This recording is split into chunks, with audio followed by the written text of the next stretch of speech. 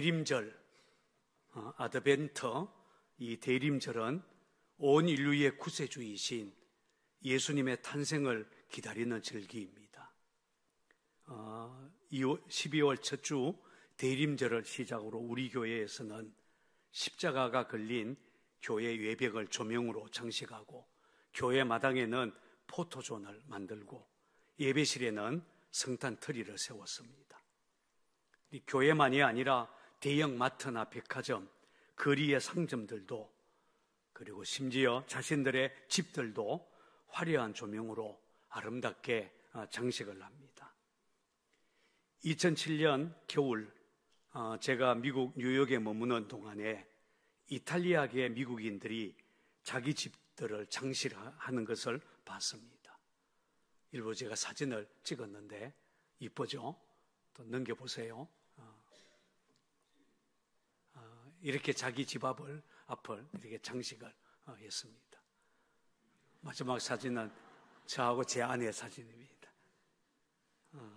이 사람들은 대림절에 자기 집을 이렇게 아름답게 장식하고 사람들에게 보여주는 것을 자랑스러워합니다. 그들에게 있어서 대림절은 장식의 절기, 데코레이션 시즌이라고 해야 할 것입니다.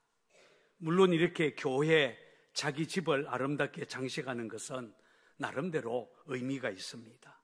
대림절이 주님 오심을 기다리는 기쁜 절기이기 때문입니다. 그러나 오늘 저와 여러분들은 이런 외적인 눈에 보이는 장식보다 우리 내면을 먼저 아름답게 장식해야 할 것입니다. 그러면 이 대림절에 저와 여러분들이 꼭 해야 될 마음의 장식, 주님께서 우리 안에 오실 수 있도록 우리의 마음의 장식을 해야 한다면 어떤 것들이 있겠습니까? 오늘 읽은 본문에 따르면 하나님께서 메시아 그리스도를 이 땅에 보내실 때 하나님은 가장 먼저 사람 찾기부터 시작하셨습니다. 메시아가 이 땅에 오는 것은 구약을 통해서 여러 차례 하나님께서 약속하신 것입니다.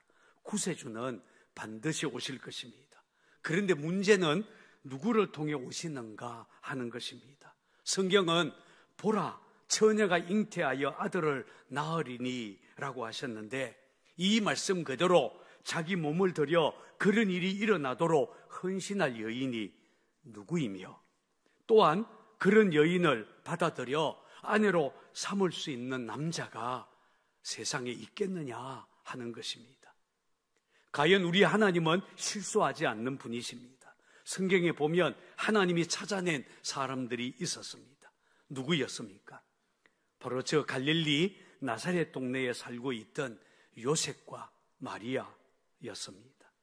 하나님이 기대했던 것처럼 마리아는 정말 믿음의 여인이었습니다. 천사가 나타나서 네가 아들을 낳을 것이다 라고 수태고지를 했을 때 마리아는 자기 인생의 꿈과 행복을 포기하고 주의 계집종이 오니 말씀대로 내게 이루어지이다 라고 하면서 하나님께 자신을 드립니다. 이런 마리아의 믿음의 결단, 헌신을 통해 이 땅에 우리 주님 그리스도 예수께서 탄생할 수 있었습니다.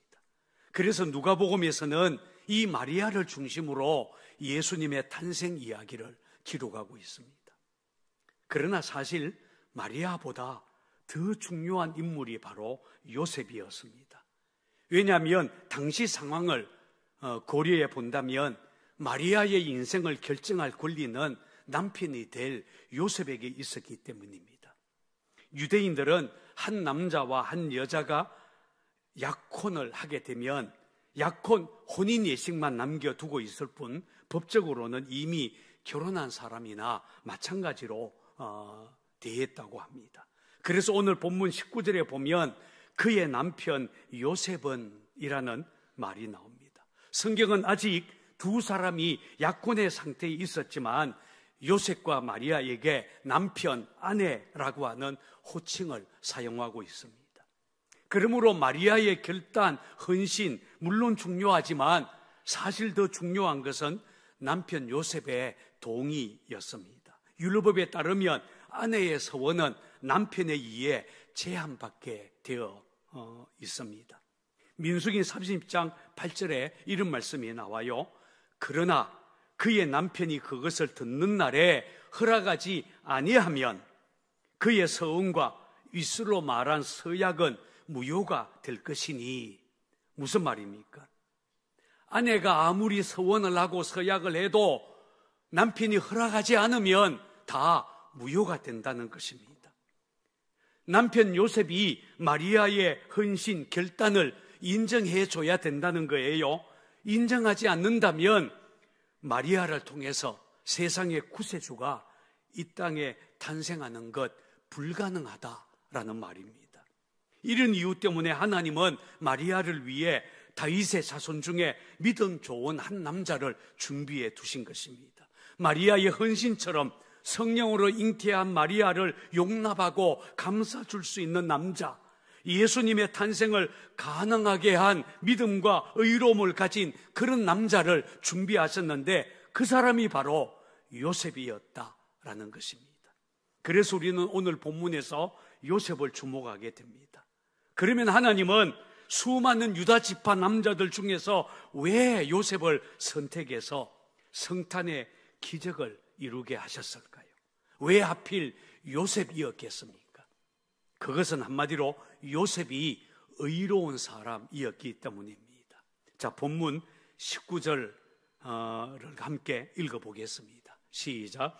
그의 남편 요셉은 의로운 사람이라 그를 드러내지 아니하고 가만히 끊고자 하여. 여기 보면 본문은 요셉을 가리켜 의로운 사람이라고 평가합니다. 따라해 볼까요? 의로운 사람. 하나님은 그 시대 의로운 사람이었던 요셉을 통해 성탄의 기적을 이루셨다라는 말입니다. 그러면 요셉의 의로움, 어떤 의로움이었겠습니까? 그것은 자기와 약혼한 여자 마리아를 용납하고 그 허물을 가리워주는 것으로 나타나고 있습니다. 생각해 보십시오. 아마 요셉은 마리아가 아기를 잉태했다는 소식을 들었을 때 굉장히 놀랐을 겁니다. 당황스러웠을 것입니다. 자기와 약혼한 여자가 자신과 관계하지도 않았는데 잉태했다는 것, 도저히 이해할 수 없는, 또 받아들일 수 없는 일이지 않겠습니까? 사실 마리아가 잉태했다는 것은 지금도 마찬가지지만 그 당시로 본다면 보통 사건이 아닙니다. 율법에 저촉되는 것입니다. 신명기 22장 13절에서 21절에 따르면 마땅히 끌어내서 돌로 쳐서 죽여야 되는 그런 행위입니다. 거기에 그런 죄에 해당합니다. 이런 상황에서 만약 요셉이 마리아와 파혼하고 마리아가 잉태한 사실을 드러내기 시작했다면 마리아는 사람들에게 끌려 나와서 돌에 맞아 죽어야 했고 성탄의 기적도 세상에 없을 것입니다. 그런데 여기서 성경은 요셉이 의로운 사람이었다라고 말합니다. 그는 이 일을 드러내지 않고 가만히 끊고자 했습니다. 여러분, 이게 쉬운 일이었을까요? 그때까지 하나님의 뜻을 몰랐던 요셉은 약혼자 마리아에 대한 인간적인 배신감 얼마나 컸겠습니까? 얼마나 화가 났겠습니까? 그 분노로 얼마든지 마리아의 잉태 사실을 드러내고 그녀를 돌로 치자 이렇게 말할 수도 있었습니다. 그런데도 요셉은 이 일을 드러내지 않았다라고 성경은 말합니다. 가만히 끊고자 했습니다. 여러분, 요셉의 이런 모습은 우리의 마음을 감동시킵니다. 사실 다른 사람의 허물을 들추어내는 것 대단히 흥미있고 재미있는 일이지 않습니까? 졸다가도 다른 사람 험담하면 졸음이 싹 사라집니다. 얼마나 재미있는지 모릅니다. 다른 사람의 허물을 보면 험담하고 거기에다가 덧붙여서 말하는 것이 보통 사람들의 본능입니다. 그런데 요셉은 그렇게 하지 않았습니다. 아마 그는 많이 고민하고 또 기도했을 것입니다. 20절에 보면 요셉이 이 일을 생각했다라고 성경은 기록합니다. 여기서 생각하다로 번역된 헬라어는 엔디메덴토스라고 하는 단어입니다. 숙고하다, 영감이 떠오르다라는 뜻을 가지고 있습니다. 요셉은 이 일을 두고 속단하지 않고 어떻게 하면 마리아의 허물을 덮어줄 수 있을까? 어떻게 하면 하나님 앞에서 올바른 결정을 할 수 있을까? 그는 생각하고 또 생각하고 하나님께 묻고 또 물었을 것입니다. 여러분, 성경은 이것을 요셉의 의로움이라고 말합니다. 남의 허물을 덜추어내고 조롱하고 정죄하는 것 의로움 아닙니다. 성경은 요셉을 어렵다고 했는데 그것은 하나님 앞에 누구나 죄인일 수 있다. 그걸 인정하고 옳고 그름의 판단을 하나님께 맡긴 것입니다. 그렇습니다. 우리의 신앙생활을 돌이켜보면 너무 속단하고 너무 빠르게 판단함으로 일을 그르치는 경우가 얼마나 많이 있었습니까? 내 판단, 내 생각의 잣대로 다른 사람을 판단할 때가 얼마나 많았습니까? 그렇게 생각할 수밖에 없는 상황이라 할지라도 한 번 더 기도해보고 한 번 더 생각해보고 행동했다면 안 그랬을 텐데 후회할 일이 얼마나 많습니까? 요셉을 보십시오. 그는 생각하고 또 생각하다가 마리아의 허물을 드러내지 않고 가만히 끊고자 했습니다. 요셉의 이 의로운 행동이 온 세상의 구세주 예수 그리스도의 탄생을 가능하게 한 것입니다. 그런 의미에서 성탄의 기적을 가능하게 한 사람은 바로 요셉이었습니다. 마리아의 허물을 덮어주었습니다. 그 가운데 구세주 예수 그리스도께서 인간의 몸을 입고 오시는 기적이 일어날 수 있었다는 말입니다. 성경이 들려주는 성탄의 의미입니다. 그런데 여러분, 우리 하나님이 그렇게 하셨습니다. 만약 하나님께서 우리 인간들의 죄를 다 드러내고 그 죄에 대해 심판하기로 했다면 누가 감히 하나님 앞에 설 수 있었겠습니까? 아무도 없습니다. 우리는 그저 심판받아야 마땅할 죄인들이지 않습니까? 그런데 감사하게도 하나님은 정죄보다 은혜를 베풀어 주셨습니다. 심판보다 우리를 구원하기로 하셨습니다. 그래서 하나님은 온 세상의 구세주로 그 아들 그리스도 예수를 이 땅에 보내주신 것입니다. 이게 바로 성탄의 의미입니다. 이런 하나님의 마음을 잘 나타내는 성경 기절이 요한복음 3장 16절 17절 말씀입니다. 하나님이 세상을 이처럼 사랑하사 독생자를 주셨으니 이는 그를 믿는 자마다 멸망하지 않고 영생을 얻게 하려 하심이라. 하나님이 그 아들을 세상에 보내신 것은 세상을 심판하려 하심이 아니요 그로 말미암아 세상이 구원을 받게 하려 하심이라. 할렐루야. 바로 요셉이 이런 하나님의 마음을 품은 것입니다. 생각하고 또 생각하다가 마리아의 일을 드러내지 않고 가만히 끊고자 한 요셉, 분명히 하나님의 성품을 닮은 사람입니다. 여러분, 예수 믿는 우리가 순종하기에 가장 힘든 것이 무엇이겠습니까? 혹시 기도하는 것이 힘들까요? 전도하는 것일까요? 아니면 꼬박꼬박 주일 예배에 참석하는 것, 혹시 헌금하는 것, 봉사하는 것이 가장 어려울까요? 물론 그런 것도 힘들 수 있겠지만 가장이라는 수식어를 붙일 만한 것은 아닙니다. 예수를 믿고 있으면서도 가장 하기 힘든 일, 어렵고 아니 죽기보다 더 하기 싫은 것, 그것은 바로 용서하는 것입니다. 용서는 우리 인간의 본능을 거스르는 것입니다. 당한 것 이상으로 안갚음하고 싶은 것이 우리 인간 속에서 자연스럽게 나오는 본능입니다.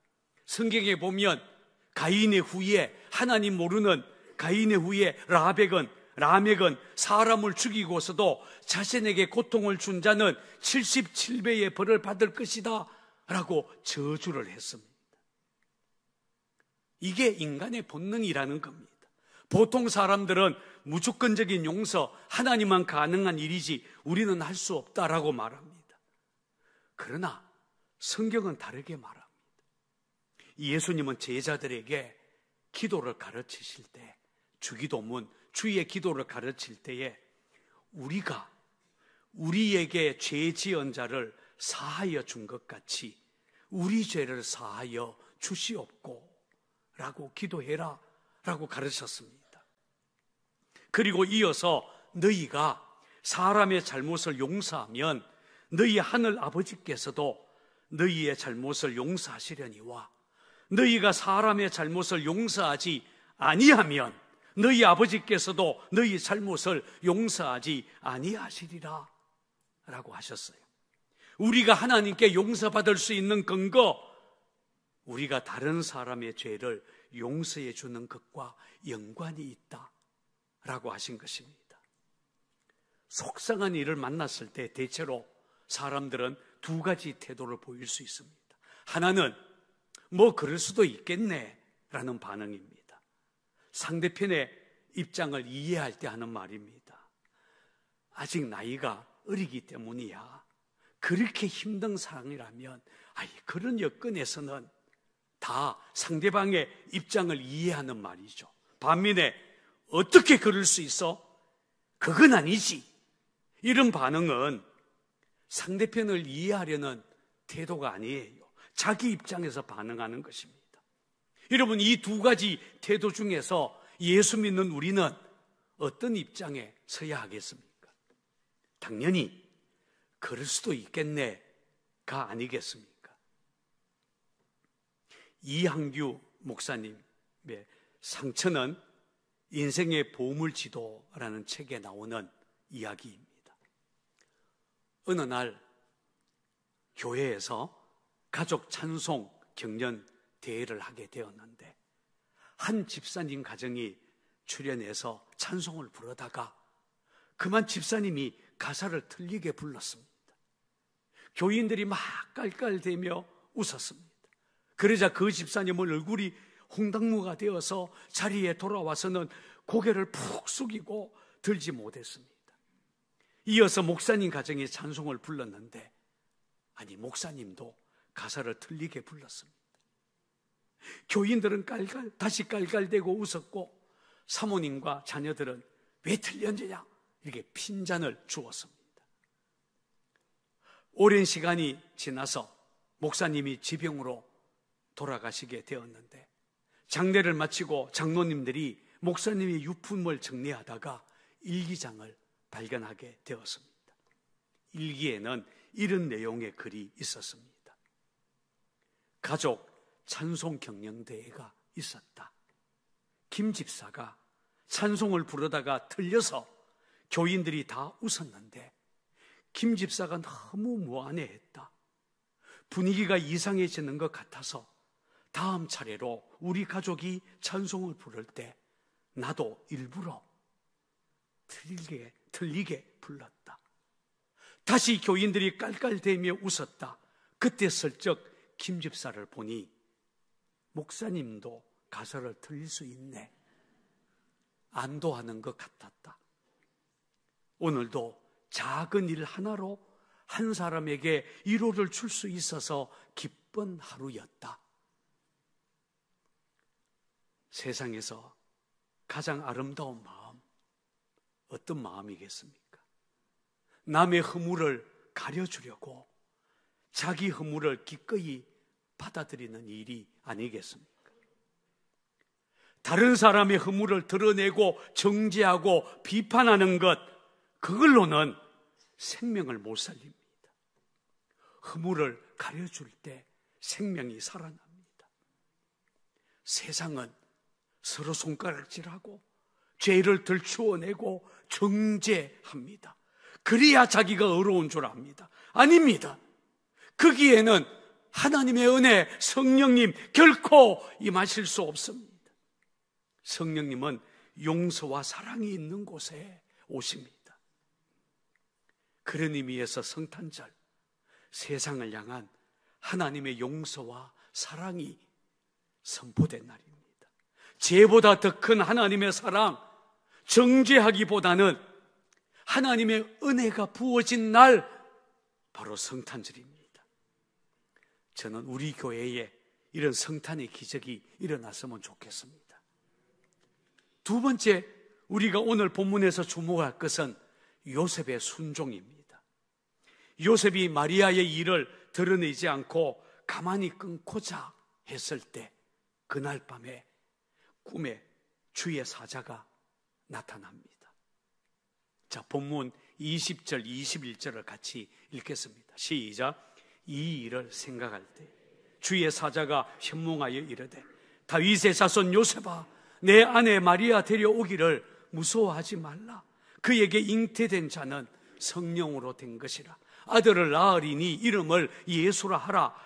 이는 그가 자기 백성을 그들의 죄에서 구원할 자이심이라 하니라. 여기 보면 주의 사자가 꿈에 요셉에게 나타나서 마리아가 잉태하게 된 것, 다른 남자와 간통한 게 아니다. 이건 성령으로 된 것이다 라고 알려주었습니다. 그런데 여러분, 하나님은 마리아가 잉태하기 전에 미리 요셉에게 나타나서, 요셉아, 곧 있으면 마리아가 잉태할 건데 그건 성령께서 그렇게 하신 일이니 놀라지 마라, 오해하지 마. 왜 이렇게 미리 말씀해 주지 않았을까요? 만약 그렇게 했다면 요셉이 고민할 필요도 없지 않았겠습니까? 그런데 하나님은 그렇게 안 하셨어요. 여러분, 성경에 보면 하나님께서 어떤 사람을 불러서 하나님의 일을 하게 하실 때 미리 다 설명해 주고 이해시키고 난 다음에 임무를 맡긴 적, 성경에는요 단 한 번도 없습니다. 하나님은 우리가 먼저 순종하기 원하십니다. 그런데 우리는 뭐라고 말하는가 하면, 내가 이해되어야 순종하지 라고 말합니다. 나를 이해시켜봐, 그래야 순종할 수 있잖아 라고 말합니다. 정말 그럴까요? 아닙니다. 성경은 다릅니다. 하나님이 먼저 우리에게 다 설명하고 이해시키고 난 다음에, 자, 이제 알았지? 순종해라, 이렇게 한 적 단 한 번도 없어요. 하나님이 아브라함을 부르실 때 어떻게 하셨습니까? 어디로 가야 할지 알려주지도 않은 채 너는 너의 고향과 친척과 아버지 집을 떠나라 라고 했습니다. 또 아들 이삭을 바칠 때에도 아브라함, 어린 양 미리 준비해 놨어, 이런 사실 안 알려줬습니다. 그런데 보세요, 아브라함은 순종합니다. 하나님 믿었기 때문입니다. 아브라함이 믿음으로 순종하자, 그때야 비로소 아브라함의 눈에 하나님이 준비해 놓은 어린 양이 보였습니다. 요셉 이야기를 보세요. 천사가 전해준 이사야 선지자의 예언, 보라, 처녀가 잉태하여 아들을 낳을 것이요 그 이름을 임마누엘이라 하리라 라는 이 예언, 혹시 요셉이 다 이해하고 난 다음에 순종한 것일까요? 아닙니다. 제 생각에는 요셉이 이 말씀 이해하지 못했을 것입니다. 사실 인간의 머리로 어떻게 성령 잉태설, 동정녀, 마리아 탄생설, 여러분 이해할 수 있겠습니까? 그건 우리 논리로 설명할 수 있는 게 아닙니다. 요셉이 순종한 것은 다 이해했기 때문이 아닙니다. 하나님을 믿었기 때문입니다. 다 알고 하는 것은 어떤 의미에서는 진짜 순종이 아닐 수 있습니다. 순종은 하나님 믿고 그저 따르는 것입니다. 요셉이 어떻게 순종했습니까? 24절, 25절 자 같이 찾아서 읽습니다. 시작.